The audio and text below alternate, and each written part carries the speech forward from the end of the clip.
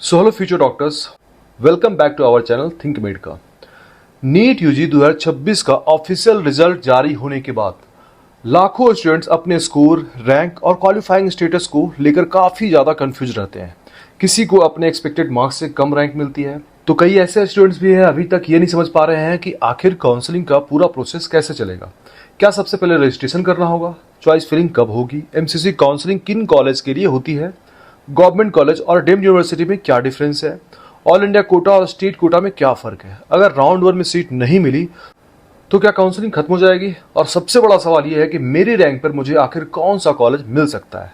अगर आपके मन में भी ऐसे क्वेश्चन चल रहे हैं तो इस वीडियो को बिल्कुल भी स्किप मत कीजिए, क्योंकि आज की इस वीडियो में हमें एमसीसी काउंसलिंग 2026 का complete A to Z process समझने वाले हैं, बिल्कुल बेसिक से लेकर एडवांस लेवल तक, ताकि इस वीडियो के बाद आपको काउंसलिंग को लेकर कोई भी डाउट ही ना बचे।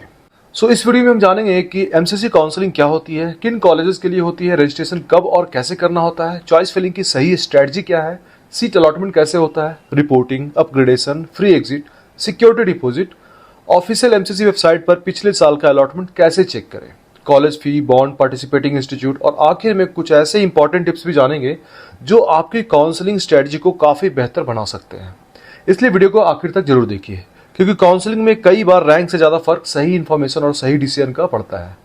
तो चलिए बिल्कुल शुरुआत में समझते हैं कि सबसे पहले ये जान लेते हैं कि एमसीसी काउंसलिंग आखिर होती क्या है। एमसीसी यानी मेडिकल काउंसलिंग कमेटी, जो नीट यूजी के माध्यम से मिलने वाली कई महत्वपूर्ण मेडिकल सीट्स की सेंट्रलाइज काउंसलिंग कंडक्ट करती है। सो देखा जाए तो एमसीसी के माध्यम से मुख्य रूप से एमबीबीएस, बीडीएस और बीएससी नर्सिंग कोर्सेज में एडमिशन होता है। लेकिन यहाँ सबसे ज्यादा कंफ्यूजन इसी बात को लेकर होता है कि क्या पूरे इंडिया के सभी मेडिकल कॉलेजेस की काउंसलिंग एमसीसी कराती है। तो इसका जवाब है नहीं, और यही बात सबसे पहले समझना बहुत जरूरी है। पूरे इंडिया की सभी AIIMS, BHU, AMU, JIPMER, ESIC institution, central universities और सभी डीम्ड यूनिवर्सिटीज की काउंसलिंग एमसीसी के माध्यम से होती है। वहीं अगर गवर्नमेंट मेडिकल कॉलेज की बात करें तो वहां का रूल थोड़ा अलग होता है। गवर्नमेंट मेडिकल कॉलेज की 15% ऑल इंडिया कोटा सीट्स की काउंसलिंग एमसीसी करवाता है, जबकि बाकी 85% स्टेट कोटा सीट संबंधित स्टेट काउंसलिंग अथॉरिटी के माध्यम से फील होती है। यानी कि अगर किसी गवर्नमेंट मेडिकल कॉलेज में 100 एमबीबीएस सीट्स हैं तो लगभग 15 सीट्स के लिए एमसीसी काउंसलिंग होगी, और बाकी बचे 85 सीट्स के लिए, 85 सीट्स के लिए आपको उस स्टेट की अलग काउंसलिंग में पार्टिसिपेट करना होगा। यही कारण है कि लगभग हर नीट यूजी एस्पिरेंट्स को एमसीसी काउंसलिंग और स्टेट काउंसलिंग दोनों की जानकारी होना जरूरी है, क्योंकि दोनों की रजिस्ट्रेशन अलग होती है, स्केड्यूल अलग होती है, रूल्स अलग होते हैं और कई बार एडमिशन स्ट्रेटजी भी अलग बनानी पड़ती है। अब सवाल आता है, एमसीसी काउंसलिंग आखिर शुरू कैसे होती है। सबसे पहले एमसीसी और ऑफिशियल वेबसाइट पर काउंसलिंग शेड्यूल रिलीज करता है। इसी शेड्यूल में आपको हर इंपॉर्टेंट डेट्स मिलती है, जैसे रजिस्ट्रेशन कब शुरू होगी, चॉइस फिलिंग कब होगी, सीट अलॉटमेंट कब आएगा, रिपोर्टिंग कब करनी है, और हर राउंड की कंप्लीट टाइमलाइन क्या रहेगी। इसके साथ ही एमसीसी एक बहुत इंपॉर्टेंट डॉक्यूमेंट रिलीज करता है जिसे कहते हैं सीट मैट्रिक्स। अब बहुत सारे स्टूडेंट पहली बार ये सब सुनते हैं तो उनके मन में सवाल आता है, सीट मैट्रिक्स आखिर होती क्या है। तो सिंपल लैंग्वेज में समझिए, सीट मैट्रिक्स एक ऑफिशियल लिस्ट होती है जिसमें यह बताया जाता है कि इस साल की कॉलेज में किस कोर्स की कितनी सीट्स अवेलेबल है, और उन्हीं सीट्स पर काउंसलिंग होने वाली है। यानी काउंसलिंग शुरू होने से पहले आपको पूरे इंडिया की अवेलेबल सीट्स का ऑफिशियल डेटा मिल जाता है। इसलिए हर सीरियस कैंडिडेट को सीट मैट्रिक्स जरूर चेक करनी चाहिए। सीट मैट्रिक्स रिलीज होने के बाद शुरू होता है रजिस्ट्रेशन प्रोसेस। अब यहाँ एक बात हमेशा याद रखिए, रजिस्ट्रेशन किए बिना आप एमसीसी काउंसलिंग में पार्टिसिपेट नहीं कर सकते हैं। रजिस्ट्रेशन के दौरान आपको अपनी बेसिक डिटेल्स वेरीफाई करनी होती है, नीट डिटेल्स कंफर्म करनी होती है, और उसके बाद एप्लीकेशन रजिस्ट्रेशन फी और सिक्योरिटी डिपॉजिट पे करना होता है। लेकिन बहुत सारे स्टूडेंट्स यही एक गलती कर देते हैं, उन्हें लगता है कि रजिस्ट्रेशन हो गया मतलब काउंसलिंग का सबसे बड़ा काम खत्म हो गया, जबकि सच ये है कि असली गेम उसके बाद शुरू होता है, और उस स्टेज का नाम है चॉइस फिलिंग। अगर काउंसलिंग का सबसे इंपॉर्टेंट स्टेप कोई है तो वो है चॉइस फिलिंग, क्योंकि यहीं पर आप डिसाइड करते हैं कि आपको किस कॉलेज में एडमिशन चाहिए, किस कोर्स में चाहिए और किस ऑर्डर में चाहिए। याद रखिए, सिर्फ अच्छी रैंक होना ही काफ़ी नहीं होता है। अगर चॉइस फिलिंग गलत हुई तो अच्छी रैंक होने के बावजूद भी स्टूडेंट बेहतर कॉलेज मिस कर सकता है। इसलिए चॉइस फिलिंग हमेशा प्रॉपर स्ट्रेटजी के साथ करनी चाहिए, ना कि जल्दबाजी में, और ना ही किसी दूसरे स्टूडेंट की कॉपी करके। लेकिन अब यहाँ एक बहुत बड़ा सवाल आता है कि चॉइस फिलिंग आखिर करनी कैसे चाहिए, क्योंकि हर साल हजारों स्टूडेंट्स यहीं पर सबसे बड़ी गलती कर देते हैं। कुछ स्टूडेंट्स जो हैं सिर्फ टॉप कॉलेज भर देते हैं, कुछ सिर्फ अपने स्टेट के कॉलेजेस भर देते हैं और कुछ स्टूडेंट्स बिना स्ट्रेटजी के रैंडम प्रेफरेंस ऑर्डर बना देते हैं। और यही छोटी सी गलती बाद में एक अच्छे कॉलेज की अपॉर्चुनिटी मिस करवा देती है।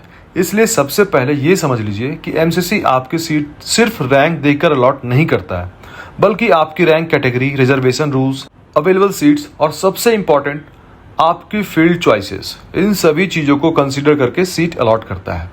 यानी अगर आपकी रैंक किसी कॉलेज के लिए एलिजिबल है लेकिन आपने उस कॉलेज को प्रिफर्ड ट्रेस लिस्ट में ही ऐड नहीं किया है, तो एमसीसी आपको कॉलेज कभी अलॉट नहीं करेगा। इसलिए चॉइस फिलिंग हमेशा स्मार्ट तरीके से करनी चाहिए। सबसे ऊपर अपने ड्रीम कॉलेज रखिए, उसके बाद टारगेट कॉलेज रखिए, फिर सेफ कॉलेज रखिए और आखिर में बैकअप ऑप्शन भी जरूर रखिए, क्योंकि काउंसलिंग का उद्देश्य सिर्फ ड्रीम कॉलेज पाना नहीं होता है, बल्कि अपने रैंक के अनुसार बेस्ट पॉसिबल सीट सिक्योर करना भी होता है। अब मान लीजिए आपने रजिस्ट्रेशन भी कर लिया, फीस भी पे कर दी, चॉइस फिलिंग भी कंप्लीट कर दी, तो उसके बाद क्या होगा? उसके बाद एमसीसी आपके फील्ड चॉइसेस के आधार पर सीट अलॉटमेंट प्रोसेस शुरू करता है। सीट अलॉटमेंट के दौरान कंप्यूटराइज्ड सिस्टम आपकी rank, category, reservation, seat availability और प्रेफरेंस ऑर्डर को एनालाइज करता है और उसके बाद आपको highest possible available preference allot करने की कोशिश करता है। एंड इसके बाद ऑफिशियल सीट अलॉटमेंट रिजल्ट जारी होता है और रिजल्ट आने के बाद आपको तुरंत पता चलता है कि इस राउंड में आपको कौन सा कॉलेज मिला है, कौन सा कोर्स मिला है, या फिर इस राउंड में कोई सीट अलॉट नहीं हुई है। अगर आपको सीट अलॉट हो जाती है तो सबसे पहले आपको अपना प्रोविजनल अलॉटमेंट लेटर डाउनलोड करना होता है। उसके बाद निर्धारित डेट के अंदर अलॉटेड कॉलेज में जाकर रिपोर्टिंग करनी होती है। रिपोर्टिंग के दौरान आपको document verification, original certificates, identity verification, medical formalities और एडमिशन प्रोसेस कंप्लीट किया जाता है। अब यहाँ एक सिचुएशन समझते हैं। मान लीजिए राउंड 1 में आपको सीट मिल गई, लेकिन वो आपका ड्रीम कॉलेज नहीं है और आपको लगता है कि राउंड 2 में इससे बेहतर कॉलेज मिलने की पॉसिबिलिटी है, तो क्या करना चाहिए? यहीं पर आता है अपग्रेडेशन ऑप्शन। अगर आप बेटर कॉलेज ट्राई करना चाहते हैं तो सबसे पहले राउंड 1 वाले सीट्स ज्वाइन करनी होगी, कॉलेज में जाकर रिपोर्टिंग करनी होगी और वहीं विलिंगनेस और अपग्रेडेशन सबमिट करनी होगी। इसके बाद अगर राउंड 2 में आपके रैंक के अकॉर्डिंग कोई बेहतर कॉलेज अवेलेबल होता है तो आपकी सीट ऑटोमेटिकली अपग्रेड हो सकती है, और अगर अपग्रेड नहीं होती है तो आपकी पहले वाली सीट जो है वो सेफ रहती है, यानी कि सिक्योर होती है। यानी कि बिना रिस्क लिए आप बेहतर कॉलेज के लिए भी कोशिश कर सकते हैं। लेकिन अब दूसरी सिचुएशन समझ लिए। मान लीजिए आपको जो सीट मिली वो बिल्कुल भी आपको पसंद नहीं आई, या फिर आपने किसी दूसरे काउंसलिंग प्रोसेस में एडमिशन लेने का डिसीजन बना लिया है, तो ऐसे केसेस में एमसीसी कुछ राउंड में फ्री एग्जिट का ऑप्शन भी देता है। लेकिन यहाँ सबसे ज़्यादा स्टूडेंट गलती करते हैं, हर राउंड का एग्जिट रूल अलग होता है, हर राउंड में सिक्योरिटी डिपॉजिट का रूल्स अलग होते हैं, हर राउंड में रिपोर्टिंग रूल्स भी अलग हो सकते हैं। इसलिए किसी भी सीट को छोड़ने से पहले ऑफिशियल रूल्स जरूर पढ़िए, क्योंकि कई बार गलत डिसीजन लेने पर सिक्योरिटी डिपॉजिट फॉरफिट भी हो सकता है। अब यहाँ एक और कॉमन क्वेश्चन आता है, अगर राउंड 1 में सीट नहीं मिली तो क्या दोबारा रजिस्ट्रेशन करना पड़ेगा? आंसर है बिल्कुल नहीं। अगर आपने पहले से रजिस्ट्रेशन कर रखा है तो जनरली दोबारा रजिस्ट्रेशन करने की जरूरत नहीं होती है, लेकिन हर राउंड में, हर अगले राउंड में फ्रेश चॉइस फिलिंग करनी पड़ सकती है। यानी रजिस्ट्रेशन एक बार, लेकिन स्ट्रैटेजी हर राउंड में बदल सकती है। इसलिए राउंड 1 में सीट नहीं मिली तो बिल्कुल पैनिक मत कीजिए। कई बार राउंड 2, राउंड 3 और स्ट्रे वैकेंसी राउंड में कट ऑफ में अच्छा मूवमेंट देखने को मिलता है, और ऐसे बहुत सारे स्टूडेंट होते हैं जिन्हें पहला राउंड खाली जाता है, लेकिन बाद के राउंड में उन्हें उनकी रैंक के अनुसार अच्छी सीट मिल जाती है। इसलिए काउंसलिंग में सबसे जरूरी होती है पेशेंस, प्लानिंग और सही स्ट्रेटजी। अगर आप यहाँ तक वीडियो देख रहे हैं तो अगर वीडियो आपको अच्छा लग रहा है तो आप लाइक, शेयर एंड सब्सक्राइब करके जरूर रखिए, ताकि कोई भी नोटिफिकेशन, अपडेट या इन्फॉर्मेशन आपसे मिस ना हो। अब बात करते हैं उस टॉपिक की जिसे लेकर हर साल सबसे ज्यादा कंफ्यूजन रहता है। रजिस्ट्रेशन फी कितनी होती है, सिक्योरिटी डिपॉजिट क्या होता है, और डीम्ड यूनिवर्सिटी के लिए अलग से इतना बड़ा अमाउंट क्यों जमा करना पड़ता है। अगर आपको भी ये डाउट है तो अगले 2 मिनट बहुत ध्यान से सुनिए। सबसे पहले एक बात हमेशा याद रखिए, एमसीसी काउंसलिंग में पेमेंट 2 हिस्सों में होती है। पहली रजिस्ट्रेशन फी और दूसरी सिक्योरिटी डिपॉजिट। दोनों का पर्पस अलग अलग होता है। रजिस्ट्रेशन फी जैसा कि नाम से ही पता चल रहा है कि काउंसलिंग प्रोसेस में पार्टिसिपेट करने के लिए होती है, जबकि सिक्योरिटी डिपॉजिट एक रिफंडेबल अमाउंट होता है जो एमसीसी के रूल के अनुसार बाद में वापस भी किया जाता है। अब अगर आप सिर्फ government medical colleges, all India quota seats, central institute या बीएससी नर्सिंग काउंसलिंग के लिए रजिस्ट्रेशन कर रहे हैं तो जनरल और ईडब्ल्यूएस कैटेगरी के कैंडिडेट्स के लिए रजिस्ट्रेशन फी अलग होती है। And SC ST OBC and PWD candidates के लिए अलग होती है। इसी तरह सिक्योरिटी डिपॉजिट भी कैटेगरी के अनुसार अलग अलग होती है। लेकिन अगर आपने रजिस्ट्रेशन के समय डीम्ड यूनिवर्सिटी का ऑप्शन सेलेक्ट कर लिया है तो फी स्ट्रक्चर पूरी तरह बदल जाता है, क्योंकि डीम्ड यूनिवर्सिटी के लिए रजिस्ट्रेशन फी अलग होती है और सिक्योरिटी डिपॉजिट भी गवर्नमेंट काउंसलिंग के कंपेयर में काफ़ी ज़्यादा होती है। अब यहाँ सबसे इंपॉर्टेंट पॉइंट समझिए कि बहुत सारे स्टूडेंट सोचते हैं कि अगर उन्होंने डीम्ड यूनिवर्सिटी वाला ऑप्शन सेलेक्ट कर लिया तो क्या गवर्नमेंट कॉलेज के लिए अलग से रजिस्ट्रेशन करना पड़ेगा। आंसर है नहीं। अगर आपने डीम्ड यूनिवर्सिटी वाला रजिस्ट्रेशन किया तो उसी रजिस्ट्रेशन के माध्यम से आप गवर्नमेंट कॉलेजेस, सेंट्रल यूनिवर्सिटी और डीम्ड यूनिवर्सिटी को भी सभी के लिए एलिजिबल हो जाते हैं। लेकिन अगर आपने सिर्फ गवर्नमेंट काउंसलिंग वाला ऑप्शन सेलेक्ट किया तो बाद में डीम्ड यूनिवर्सिटी के लिए पार्टिसिपेट नहीं कर पाएंगे। इसलिए रजिस्ट्रेशन करते समय अपनी बजट प्लानिंग, कैरियर प्रेफरेंसेस और काउंसलिंग स्ट्रेटजी पहले से क्लियर रखिए। अब सबसे बड़ा सवाल, क्या सिक्योरिटी डिपॉजिट वापस मिलती है? आंसर है हाँ, बिल्कुल मिलती है, लेकिन ऑफिशियल रूल के अनुसार। याद रखिए, सिक्योरिटी डिपॉजिट का मतलब एडमिशन फी नहीं होता है, ये सिर्फ एक रिफंडेबल डिपॉजिट होता है। लेकिन अगर कैंडिडेट काउंसलिंग रूल्स को फॉलो नहीं करता है, रिपोर्टिंग नहीं करता है या कुछ स्पेसिफिक कंडीशन में रूल्स वायलेशन होता है तो यही सिक्योरिटी डिपॉजिट फॉरफिट भी हो सकती है। यही वजह है कि हर साल कई स्टूडेंट्स बिना रूल समझे डिसीजन ले लेते हैं और बाद में फाइनेंशियल लॉस का सामना करना पड़ता है। इसलिए मेरा हमेशा यही सजेशन रहेगा कि रजिस्ट्रेशन करने से पहले official information bulletin, fee structure, refund policy और सिक्योरिटी डिपॉजिट के रूल्स एक बार जरूर पढ़ लीजिए।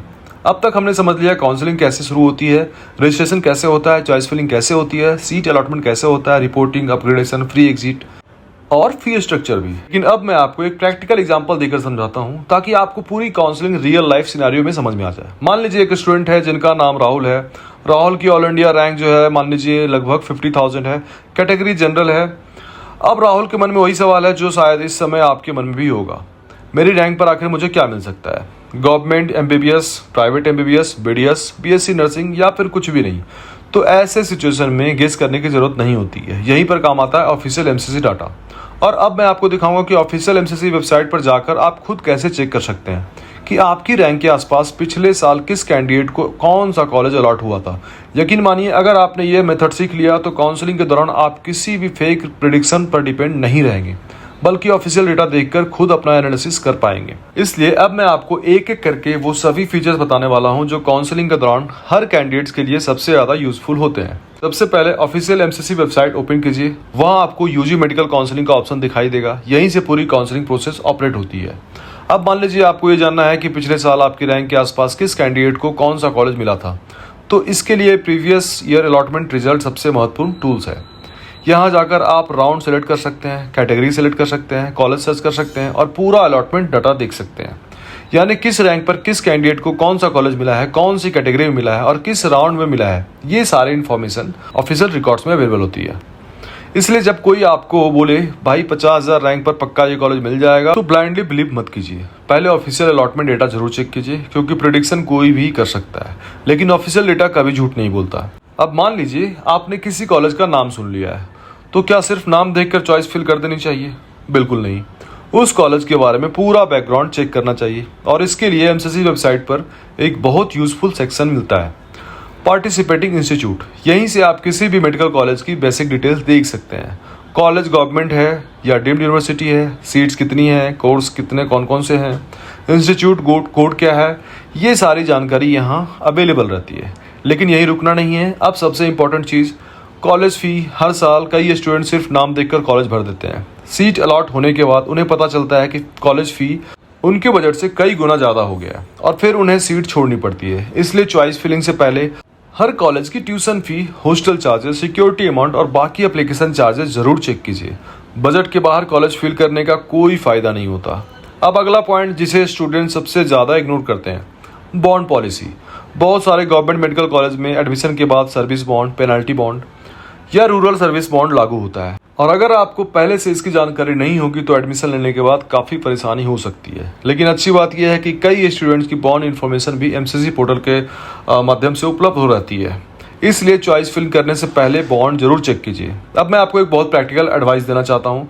कभी भी सिर्फ सोशल मीडिया देखकर कॉलेज सेलेक्ट मत कीजिए। किसी ने भी कमेंट कर दिया या कॉलेज बहुत अच्छा है, ये कॉलेज बिल्कुल मत लेना, इतनी इन्फॉर्मेशन डिसीजन लेने के लिए काफ़ी नहीं होती है। हर स्टूडेंट्स की सिचुएशन अलग होती है।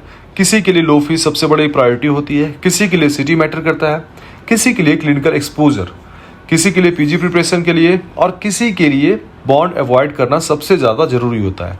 इसलिए कॉलेज हमेशा अपने गोल्स, अपने बजट और अपने कैरियर प्लान के हिसाब से चूज कीजिए। यही सबसे स्मार्ट काउंसलिंग कहलाती है। अब तक हमने समझ लिया registration, choice filling, seat allotment, reporting, upgradation, fees structure, security deposit और ऑफिशियल एमसीसी वेबसाइट का सही यूज़। लेकिन अब आखिर में मैं आपको कुछ ऐसे मिस्टेक्स बताने वाला हूं जो हर साल हजारों स्टूडेंट्स करते हैं और बाद में उन्हें उसका पछतावा भी होता है। अगर आप इन गलतियों से बच गए तो आपकी काउंसलिंग बाकी कैंडिडेट से काफ़ी स्ट्रांग हो जाएगी। सबसे पहली गलती, काउंसलिंग शुरू होने के बाद प्रिपरेशन करना। बहुत सारे स्टूडेंट्स रिजल्ट आने के बाद कॉलेज सर्च करना शुरू कर देते हैं, फी देखना शुरू कर देते हैं, बॉन्ड देखना शुरू करते हैं, प्रीवियस ईयर कट ऑफ देखना भी शुरू करते हैं और तब तक काउंसलिंग का आधा शेड्यूल निकल चुका होता है। इसलिए जितनी जल्दी हो सके अपनी कॉलेज लिस्ट तैयार कर लीजिए, बजट पहले से डिसाइड कर लीजिए, स्टेट काउंसलिंग और एमसीसी दोनों को कैलेंडर जो है समझ लीजिए और डॉक्यूमेंट्स भी पहले से रेडी रखिए। यही सबसे स्मार्ट प्लानिंग होती है। दूसरी सबसे बड़ी गलती, सिर्फ यूट्यूब प्रेडिक्शन देखकर चॉइस फिलिंग करना। देखिए, प्रेडिक्शन ही होता है और कोई भी एक्सपर्ट 100% गारंटी नहीं दे सकता है, क्योंकि कट ऑफ हर साल बदलती है, सीट्स बदलती है, कैंडिडेट्स बदलते हैं, रिजर्वेशन रूल्स बदल सकते हैं, पार्टिसिपेशन बदल सकता है। और आपने इस साल भी देखा होगा कि जितने भी काउंसलर हैं, चाहे वो कितने भी बड़े काउंसलर हैं, सभी के सभी प्रेडिक्शन जो है धरे के धरे रह गए। किसी का प्रेडिक्शन इस बार काम नहीं आया। इसलिए प्रेडिक्शन को सिर्फ रेफरेंस की तरह ही देखिए। फाइनल डिसीजन हमेशा ऑफिशियल डेटा के आधार पर लीजिए। प्रीवियस ईयर अलॉटमेंट जरूर देखिए, ऑफिशियल सीट मैट्रिक्स जरूर देखिए और उसके बाद ही फाइनल प्रेफरेंस तैयार कीजिए। तीसरी गलती की अगर मैं बात करूं तो कम कॉलेज भरना। कुछ स्टूडेंट सोचते हैं कि मुझे सिर्फ यही 10 कॉलेज चाहिए, अगर नहीं मिले तो अगले राउंड में देख लेंगे। लेकिन ऐसी सोच कई बार नुकसान करवा देती है। जितने ज़्यादा रिलेवेंट कॉलेजेस आपकी रैंक, बजट और एलिजिबिलिटी के अनुसार हो, उन्हें प्रेफरेंस लिस्ट में शामिल जरूर कीजिए। याद रखिए, ज़्यादा चॉइस भरने का मतलब गलत कॉलेज लेना नहीं होता है, बल्कि बेस्ट पॉसिबल अपॉर्चुनिटी अपने लिए ओपन रखना होता है। चौथी मिस्टेक ये होती है कि बजट इग्नोर करना। हर साल कई स्टूडेंट कॉलेज का नाम देखकर एक्साइटेड हो जाते हैं, लेकिन सीट मिलने के बाद उन्हें पता चलता है कि total course fee, hostel charges, miscellaneous expenses मिलाकर कॉस्ट उनकी फाइनेंशियल प्लानिंग से कहीं ज़्यादा है। इसलिए चॉइस फिलिंग से पहले अपने पेरेंट्स के साथ बैठकर एक क्लियर बजट डिसाइड कर लीजिए, उसके बाद ही कॉलेज फिल कीजिए। पांचवी गलती, बॉन्ड रूल्स इग्नोर करना। कुछ कॉलेज में सर्विस बॉन्ड होता है, कुछ में रूरल पोस्टिंग मैंडेटरी होती है, कुछ कॉलेजेस में बॉन्ड ब्रेक करने पर पेनाल्टी भी देनी पड़ सकती है। अगर आपको ये बात पहले से पता नहीं होगी तो एडमिशन लेने के बाद प्रॉब्लम हो सकती है। इसलिए फ़ी के साथ साथ बॉन्ड पॉलिसी भी जरूर चेक कीजिए। छठी गलती, सोशल मीडिया रूमर्स पर बिलीव करना। काउंसलिंग शुरू होते ही WhatsApp group, Telegram channel, Instagram pages और अलग अलग प्लेटफॉर्म पर हर दिन नई नई न्यूज़ वायरल होने लगती है। कहीं लिखा होगा इस बार कट ऑफ 50 मार्क्स गिर जाएगी, कहीं लिखा होगा ये कॉलेज एमसीसी से हट गया, कई बोलेगा कि रजिस्ट्रेशन डेट बढ़ गई। लेकिन इन्फॉर्मेशन सही हो ये जरूरी नहीं है। इसलिए कोई भी इंपॉर्टेंट डिसीजन लेने से पहले ऑफिशियल एमसीसी वेबसाइट पर जरूर चेक कीजिए। अगर वहाँ अपडेट नहीं है तो उस न्यूज़ पर तुरंत बिलीव मत कीजिए। यही आदत आपको गलत डिसीजन लेने से बचाएगी। और अब समझते हैं सबसे ज़रूरी बात, जिसे मैं हर स्टूडेंट को कहना चाहता हूँ। अगर इस बार आपकी रैंक आपकी एक्सपेक्टेशन के अनुसार नहीं आई है तो बिल्कुल निराश मत होइए, क्योंकि नीट यूजी काउंसलिंग सिर्फ रैंक का गेम नहीं है, ये स्ट्रैटेजी का भी गेम है। हर साल ऐसे हज़ारों स्टूडेंट्स होते हैं जो एवरेज रैंक पर भी बहुत अच्छा कॉलेज हासिल कर लेते हैं, और ऐसे भी कई स्टूडेंट्स होते हैं जिनकी रैंक अच्छी होती है लेकिन गलत चॉइस फिलिंग की वजह से वो बेहतर कॉलेज मिस कर देते हैं। इसलिए काउंसलिंग को हल्के में मत लीजिए। सही इन्फॉर्मेशन, सही प्लानिंग और सही गाइडेंस कई बार सैकड़ों नहीं हज़ारों रैंक का डिफरेंस क्रिएट कर देती है। सो फ्यूचर डॉक्टर्स, मुझे उम्मीद है कि इस वीडियो के बाद एमसीसी काउंसलिंग 2026 को लेकर आपकी लगभग सभी डाउट्स क्लियर हो गए होंगे। अगर फिर भी आपके मन में कोई क्वेश्चन है तो उसे कमेंट सेक्शन में ज़रूर लिखिए, या व्हाट्सएप पे आप मैसेज कर सकते हैं, दिए गए नंबर पे आप कॉल भी कर सकते हैं। मैं पूरी कोशिश करूँगा कि आपको उसका सही और प्रैक्टिकल आंसर मिल सके। और अगर आप चाहते हैं कि नीट यूजी काउंसलिंग से जुड़ी ऐसी ही ऑथेंटिक, ऑफिशियल, डेटा बेस्ड और स्टूडेंट सेंट्रिक इन्फॉर्मेशन सबसे पहले आपको मिलती रहे तो थिंक मेडिका को सब्सक्राइब करना बिल्कुल मत भूलिए। वीडियो पसंद आया हो तो लाइक जरूर कीजिए, अपने उन दोस्तों के साथ भी शेयर कीजिए जो इस साल नीट यूजी काउंसलिंग में पार्टिसिपेट करने वाले हैं। मैं मिलता हूँ अगली वीडियो में एक और इम्पॉर्टेंट अपडेट के साथ। Thank you. All the best for your counselling.